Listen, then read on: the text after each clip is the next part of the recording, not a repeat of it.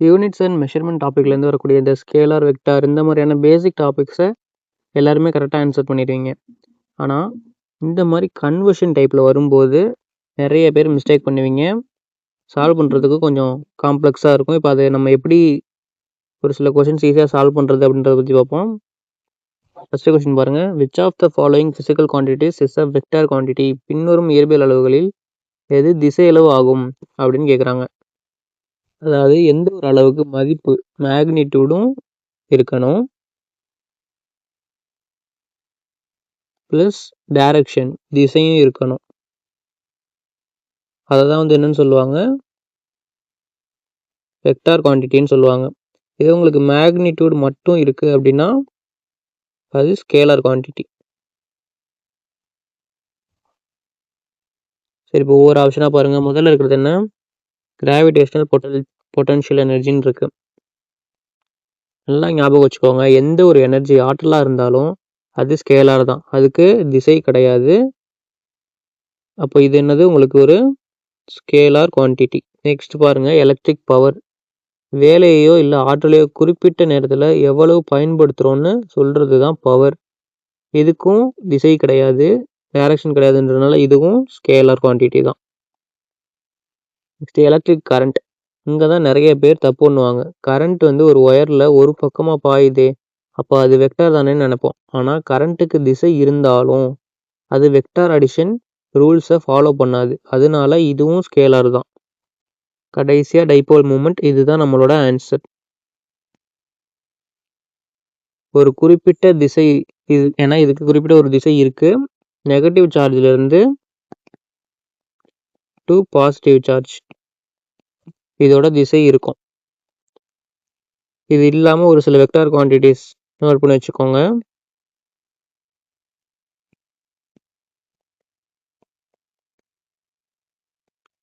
Torque, momentum, dipole மூமெண்ட்ன்றது இருக்குது. இந்த மாதிரியான விஷயங்கள் வந்தாலும் நீங்கள் இங்கே வெக்டர் குவான்டிட்டின்றது சூஸ் பண்ணிக்கலாம். நெக்ஸ்ட் கொஸ்டின் பாருங்கள். Convert 1 megabyte to gigabyte. 1 மெகாபைட்டை ஜிகாபைட்டுகளாக மாற்றவும்னு கேட்குறாங்க. நம்ம ஃபோனில் டேட்டா பேக் போடுறப்ப கவனிச்சிருப்பீங்க, 1024 MB சேர்ந்து தான் உங்களுக்கு 1 GB அப்படின்னு உங்களுக்கு ரீசார்ஜ் பண்ணுவீங்க.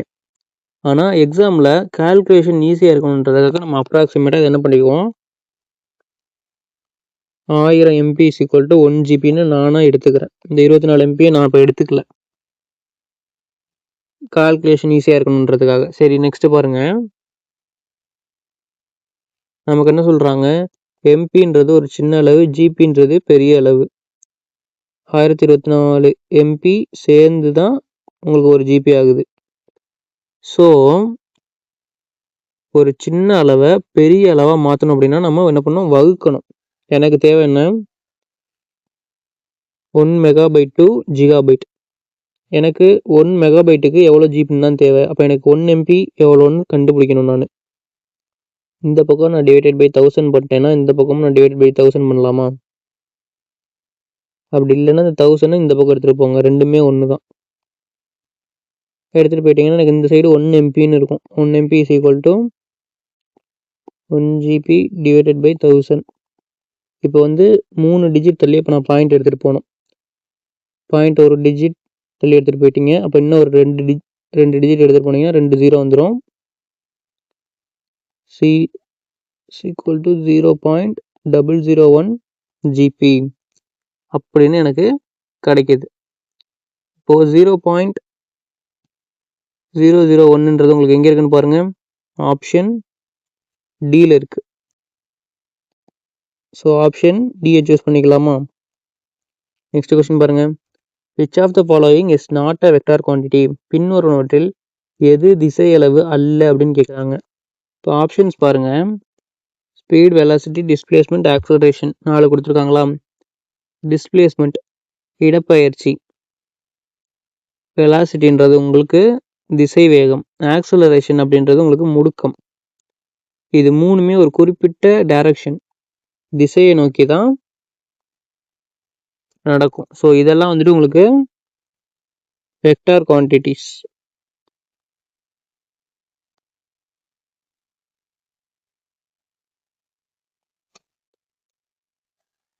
ஆனால் ஸ்பீடு இந்த வேகம் இருக்கும் பார்த்தீங்களா, இப்போ நீங்கள் வந்து ஒரு பைக் எடுத்துக்கோங்க, அதில் 60 கிலோமீட்டர் வேகத்தில் அப்படியே போயிட்டே இருக்கீங்க. அது வெறும் வேகம் மட்டும்தான், எந்த பக்கம் போகிறீங்கன்னு சொல்லணும்னு நம்ம அவசியம் கிடையாது. அதனால ஸ்பீடுன்றது வந்து உங்களுக்கு ஒரு ஸ்கேலார் குவான்டிட்டி. எக்ஸாம் ட்ரிக் என்னன்னா ரொம்ப சிம்பிளாக ஞாபகம் வச்சுக்கோங்க. இப்போ உங்க என்ன கேட்டிருக்காங்க, எது வந்து வெக்டார் குவான்டிட்டி கிடையாதுன்னு கேட்குறாங்க. 3 வெக்டார் குவான்டிட்டி வந்துருச்சு, ஸ்கேலார் குவான்டிட்டின்றது அப்போ ஸ்பீடு மட்டும்தான் இருக்குது. அப்போ இதுதான் வந்து உங்களுக்கு வெக்டார் குவான்டிட்டி கிடையாது. அதனால் என்ன பண்ணிக்கிறேன், ஆப்ஷன் ஏவை சூஸ் பண்ணிக்கிறேன். எக்ஸாமில் வந்து இந்த ட்ரிக்கு ஞாபகம் வச்சுக்கோங்க. ஸ்பீடில் ஃபஸ்ட் லெட்டர் என்ன, எஸ்ஸு, ஸ்கேலாரில் ஃபஸ்ட் லெட்டரும் எஸ்ஸு, வெலாசிட்டியில் ஃபஸ்ட் லெட்டர் வி, வெக்டார் குவான்டிட்டிலையும் ஃபஸ்ட் லெட்டர் வி. இப்போ நெக்ஸ்ட் கொஸ்டின் பாருங்கள். Convert 1 cubic yard to cubic metres. ஒரு கன யார்டை கன மீட்டராக மாற்றவும் அப்படின்னு கேட்குறாங்க.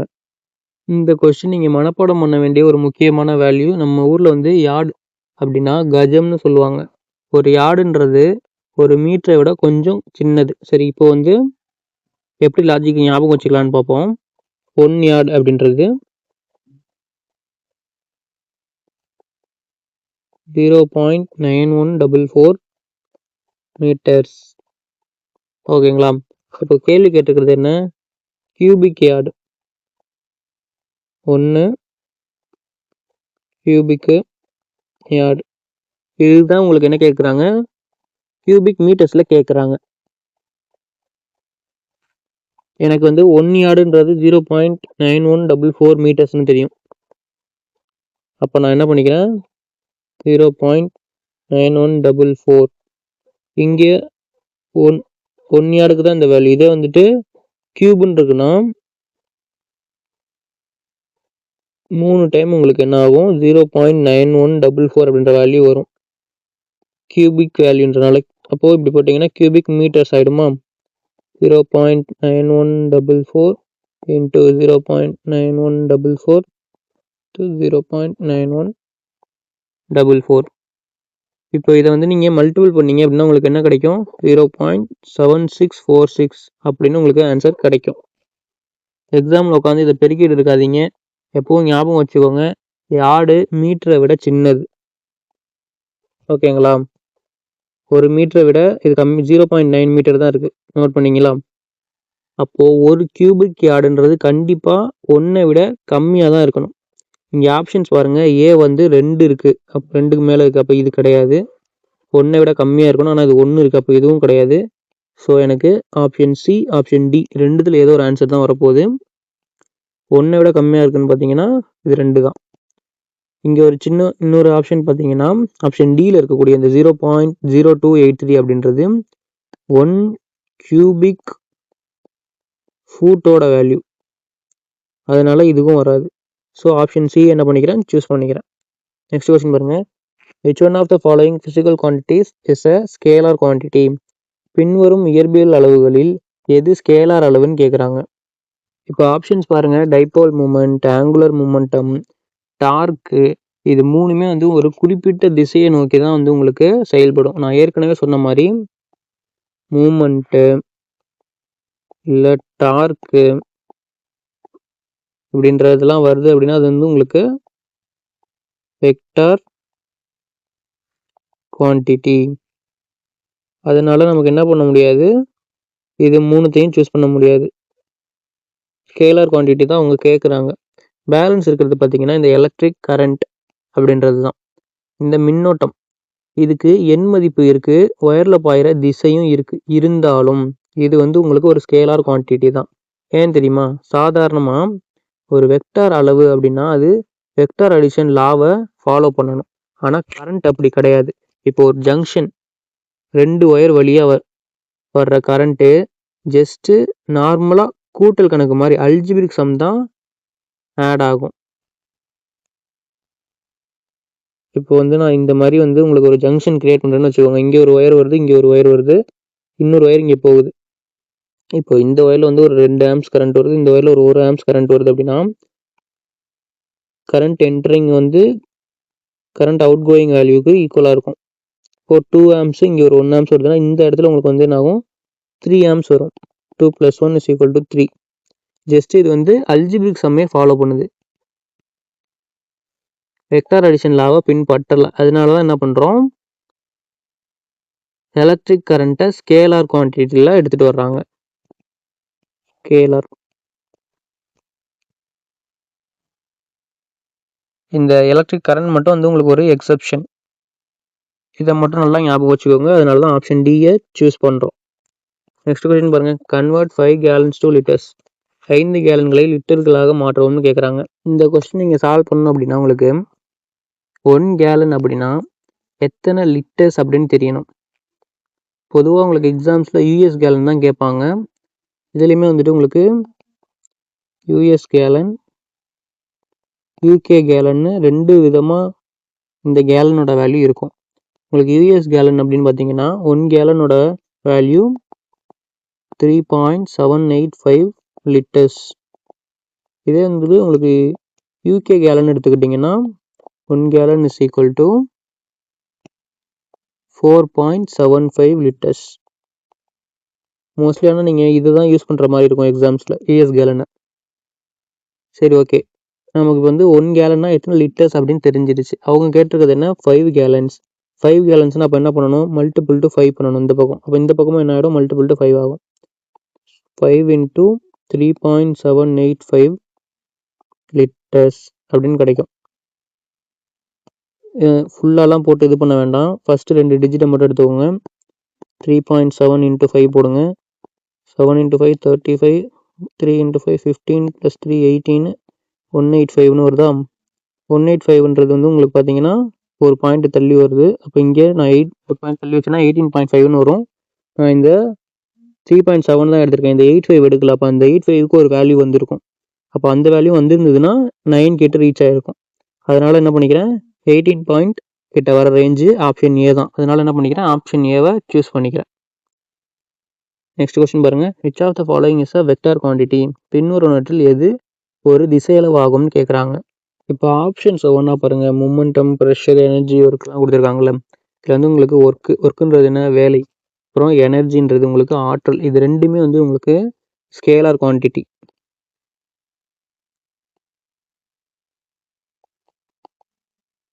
ஏன்னா நீங்கள் எவ்வளவு வேலை செஞ்சீங்கன்னு தான் கணக்கு. அது எந்த திசையில் செஞ்சீங்கன்றது முக்கியம் கிடையாது. அதே மாதிரி ப்ரெஷர், அழுத்தம் எல்லா திசையிலையும் சமமாக பரவும். அதனால் அதுக்கும் ஒரு குறிப்பிட்ட திசை கிடையாது. இதுவும் வந்து உங்களுக்கு ஸ்கேலார் குவான்டிட்டி தான். ஆனால் மொமெண்டம், உந்தம் எடுத்துக்கோங்க. ஒரு பொருள் ஒரு குறிப்பிட்ட திசையில் வேகமாக போயிட்டு இருக்கும்போது தான் அதுக்கு உந்தம் இருக்கும். இதோட ஃபார்முலா பார்த்தீங்கன்னா மொமெண்டம் P = மாஸ் × வெலாசிட்டி. இது மொமெண்டம், இது மாஸ், இது வெலாசிட்டி. நான் ஏற்கனவே சொன்ன மாதிரி மொமெண்ட் அப்படின்ற வார்த்தை முடிஞ்சாலே மொமெண்டம், டைபோல் மொமெண்ட், டார்க்கு, அது 99% உங்களுக்கு வெக்டார் குவான்டிட்டியாக தான் இருக்கும். ஸோ ஆப்ஷன் ஏ தான் உங்களுக்கு இருக்கிறதுல வெக்டார் குவான்டிட்டி. ஸோ ஆப்ஷன் ஏவை சூஸ் பண்ணிக்கிறோம். நெக்ஸ்ட் கொஸ்டின் பாருங்கள். Convert 10 knots to meters per second. 10 knots-ஐ வினாடிக்கு மீட்டராக மாற்றவும்னு கேட்குறாங்க. 10 knots-ஐ மீட்டர் பர் செகண்டுக்கு மாற்ற சொல்லியிருக்காங்க. இது வந்து உங்களுக்கு கடல் வழி பயணங்களில் வேகத்தை அளக்கக்கூடிய பயன்படுத்தக்கூடிய ஒரு யூனிட். முதல்ல வந்து 1 knot அப்படின்னா எவ்வளவு அப்படின்னு நமக்கு தெரியும். நோட் பண்ணி வச்சுக்கோங்க. 1 knot = அப்படின்றது 1 nautical mile per hour. இதுதான் வந்து உங்களுக்கு 1 knot அப்படின்றது. 1 nautical mile அப்படின்றது எத்தனை கிலோமீட்டர்னு தெரியுமா உங்களுக்கு? 1 nautical mile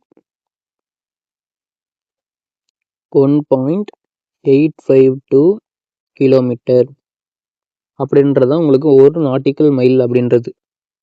இப்போ வந்து இது என்ன சொல்லியிருக்காங்க, மீட்டர் பர் செகண்டுக்கு மாற்ற சொல்லியிருக்காங்க. எனக்கு வந்து 1.852 கிலோமீட்டர்னு தெரியும் 1 nautical mile அப்படின்றது. கிலோமீட்டரை நம்ம மீட்டர் பர் செகண்டுக்கு மாற்றுறதுக்கு என்ன பண்ணுவோம், 5/18 போடுவோம். 5/18 மல்டிபிள் பண்ணோன்னா அது என்ன ஆகிடும், கிலோமீட்டர்லேருந்து மீட்டர் பர் செகண்டுக்கு மாறிடும். இது ஆல்ரெடி உங்களுக்கு தெரிஞ்சது தான். இல்லை உங்களுக்கு தெரிலனாலும் சொல்லுங்கள். நான் நெக்ஸ்ட் வீடியோவில் எப்படி வந்து இது 5/18 வருது அப்படின்றதுக்கான கான்செப்டையும் சொல்கிறேன். இதை மல்டிபிள் பண்ணி எடுத்துகிட்டு வந்தீங்க அப்படின்னா வந்து உங்களுக்கு என்ன வரும்னா 0.5144 மீட்டர் பை செகண்ட் அப்படின்னு கிடைக்கும். எனக்கு வந்து இப்போ நான் 1 நாட்டிக்கல் மைலுக்கு தான் கண்டுபிடிச்சிருக்கேன் மீட்டர் பை செகண்டில் வேல்யூ. ஆனால் அவங்க கேட்குறது 10 knots. அப்போ நான் என்ன பண்ணிக்கிறேன், இந்த சைடு மல்டிபிள் டு 10 பண்ணுறேன் அப்படின்னா இங்கேயும் நான் மல்டிபிள் டு 10 பண்ணணும்.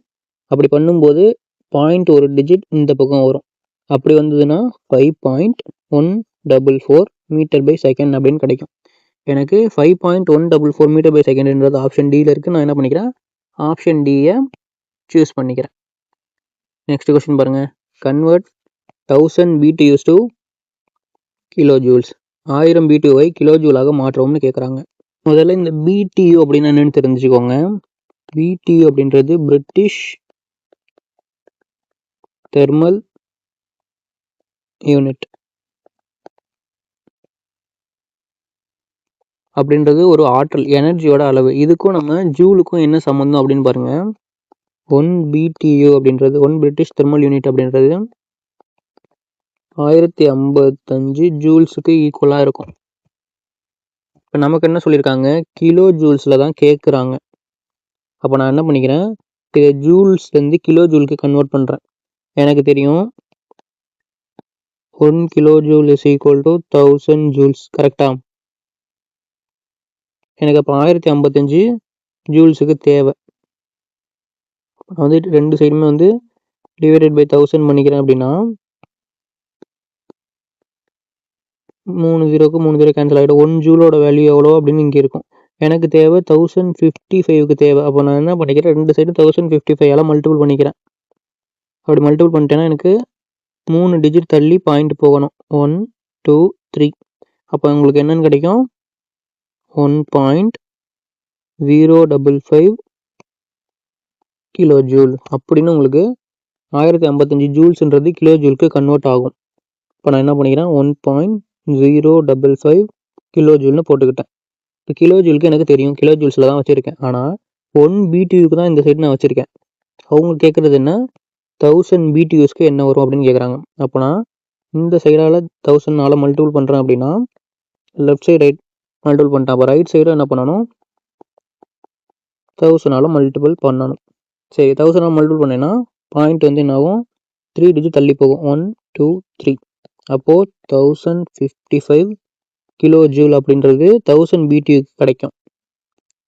1055 கிலோ ஜூல் அப்படின்றது எங்கே இருக்குன்னு பாருங்கள், ஆப்ஷன் சியில் இருக்குது. ஸோ ஆப்ஷன் சியை சூஸ் பண்ணிக்கலாமா? சரி, இப்போ வந்து உங்களுக்கு இந்த 252 கிலோ ஜூல் அப்படின்றது ஒரு BTUவில் இருக்கக்கூடிய கலோரி அளவு. நெக்ஸ்ட் இந்த 3.6 அப்படின்றது பார்த்தீங்கன்னா உங்களுக்கு கிலோவாட் ஹவர் சம்மந்தப்பட்டது. இதெல்லாம் பார்த்துட்டு எக்ஸாம்ஸில் கன்ஃபியூஸ் ஆகாமல் இருங்க. நெக்ஸ்ட் கொஸ்டின் பாருங்கள். Convert 10 dynes to newtons. 10 டைன்களை நியூட்டன்களாக மாற்றவும்னு கேட்குறாங்க. ஃபஸ்ட்டு இந்த டைனு அப்புறம் நியூட்டன், இது ரெண்டுமே எதோட யூனிட்ஸு? ரெண்டுமே வந்து பார்த்தீங்கன்னா ஃபோர்ஸ், விசையோட யூனிட் தான். நியூட்டன்றது வந்து உங்களுக்கு SI யூனிட். இதே வந்து உங்களுக்கு டைன் அப்படின்றது பார்த்தீங்கன்னா CGS.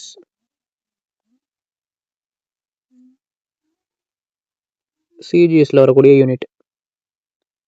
நம்ம இங்கே மனப்பாடம் பண்ண வேண்டியது பார்த்தீங்கன்னா 1 நியூட்டன் அப்படின்றது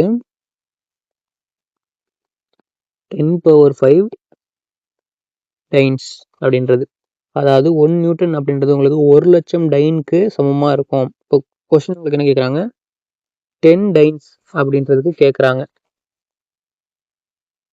10 டைன்ஸ்க்கு எவ்வளோ நியூட்டன் வரும், இதுதான் நமக்கு கேட்கக்கூடிய கொஸ்டின். சரி, ஓகே, நம்ம எப்பவும் சால்வ் பண்ணுற மாதிரி நம்ம ஈஸியாகவே சால்வ் பண்ணலாம். எனக்கு வந்து 10 டைன்ஸ்க்கு தான் தேவை. அப்போ நான் அதை வந்து 1 டைனுக்கு முதல்ல கன்வெர்ட் பண்ணுறேன். ரெண்டு சைடும் டிவைடட் பை 10⁵. அவ்வளோ நான் என்ன பண்ணுறேன், டிவைட் பண்ணுறேன்னு வச்சுக்கோங்களேன். எனக்கு இந்த 10⁵ 10⁵ கேன்சல் ஆகிடுமா? ஏன்னா 5 வந்து மேலே வரும்போது 10⁻⁵ வரும். 5 - 5ன்றது ரெண்டும் கேன்சல் ஆகிடும், இந்த 10ம் இந்த 10ம். அப்போ இந்த சைடு எனக்கு 1 டைனோட வேல்யூ 1 நியூட்டன் பை 10^5 அப்படின்னு கிடைக்கும். எனக்கு தேவைப்படுறது என்ன 10 டைன். அதனால் நான் என்ன பண்ணுறேன் 10 டைன்ஸ்க்கு தானே கேட்குறாங்க. இந்த சைடு 10ஆல் மல்டிபிள் பண்ணுறேன் அப்படின்னா ரைட் சைடு 10ஆல் மல்டிபிள் பண்ணியாச்சு, லெஃப்ட் சைடும் 10ஆல் மல்டிபிள் பண்ணணும். இப்போ எனக்கு வந்து 10 டைனுக்கு என்ன நியூட்டன் வரும்னு தெரிஞ்சிடும். அப்போ இங்கே பார்க்குறேன் கன்வர்ஷன் பண்ணி வச்சுருக்காங்க. சரி, இந்த இடத்துல பாருங்கள் 10 டிவைடட் பை 10^5. இந்த 10^5ன்றது மேலே வந்ததுன்னா உங்களுக்கு 10^-5 ஆகுமா. 10 into 10^-5 ஈக்குவல் டு 10 டைன்ஸ் அப்படின்னு இருக்குது. 10^+1 -5 ப்ளஸ் -5 போட்டிங்கன்னா 10^-4 அப்படின்னு கிடைக்கும். ஈக்குவல் டு 10 டைன்ஸ் அப்படின்னு. 10^-4 நியூட்டன். ஒன்னோட மல்டிபிள் பண்ணாலும் மல்டிபிள் பண்ணலாட்டியும் ஒரே வேல்யூ தான், 10^-4 டைன்ஸ் தான் இருக்க போது. இங்கே 1 வந்து உங்களுக்கு அந்த மல்டிப்ளிகேஷனில் இருக்குது. 1 × 10^-4 எங்கே இருக்குன்னு பாருங்கள், ஆப்ஷன் பியில் இருக்குது. உங்களுக்கு இந்த வீடியோ பிடிச்சிருந்துச்சுன்னா ஒரு லைக் பண்ணிக்கோங்க. அப்படியே நம்ம பேரரசன் அகாடமி சப்ஸ்கிரைப் பண்ணிட்டு பக்கத்தில் இருக்க பெல் பட்டனை கிளிக் பண்ணி அதில் ஆல் செலக்ட் பண்ணிக்கோங்க. Thank you friends. நெக்ஸ்ட் வீடியோவில் பார்க்கலாம்.